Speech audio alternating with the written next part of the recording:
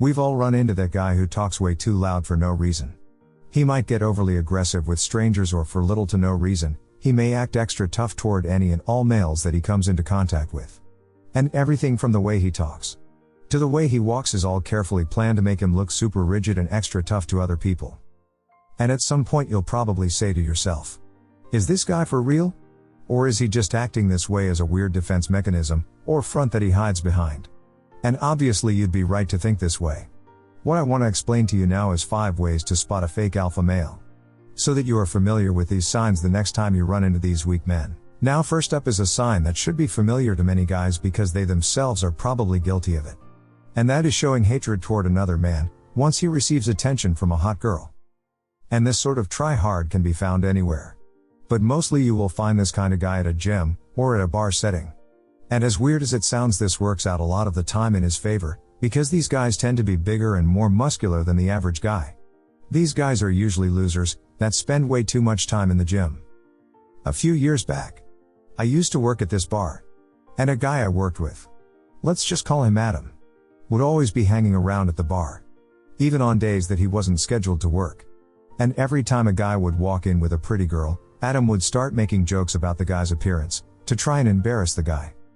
So in his mind, if he was able to make the guy look small, that would in the girl's eyes, make him look like the real man. This would even happen more so if my coworkers, or I were trying to gain the attention of an attractive girl at the bar. Or vice versa.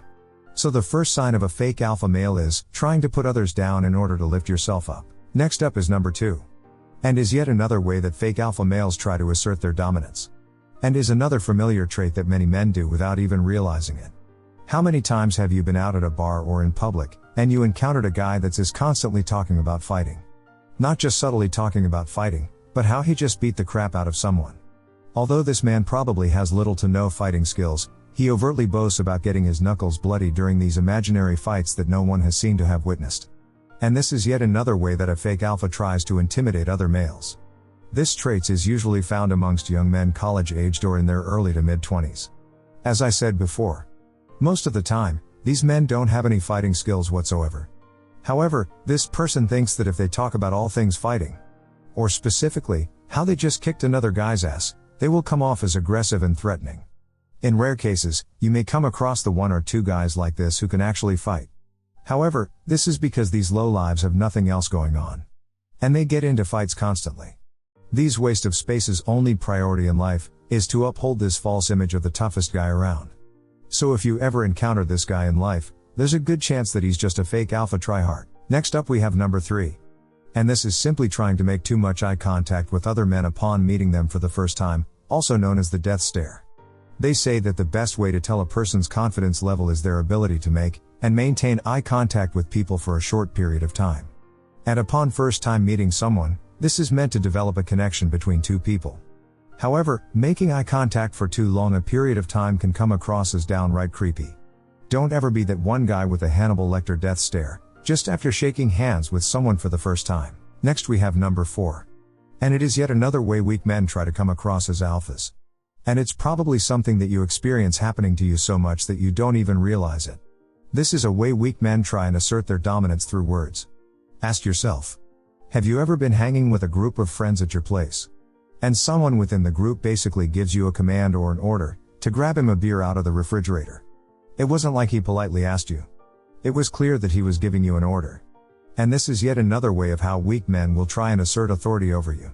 The problem with this little verbal move is that it is so small and subtle, that if you tried to call him out on it, it's a good chance that it might backfire and you'll end up looking like the crazy one. So just remember that the next time when you're hanging out with other guys, remember that asking instead of telling conveys that you are all of equal status in the group. And giving a command or an order is a way of asserting dominance over the group. This will almost always make you come across as showing weakness. Last but not least is number 5. And is probably the most clear and obvious sign that a guy is trying to act too alpha. In this world we live in, there consists of both submissive and dominant men. Or what you might want to call alphas and betas. Although most people can usually tell within the first few minutes of meeting a person, if they are more submissive or have more of a dominant personality. The problem lies with this. Once you start labeling a person as being a beta out loud to his face in front of others, you yourself then run the risk of being labeled as beta. Remembering back to the first point of trying to elevate yourself by belittling and embarrassing someone else, well, that's exactly what's happening here.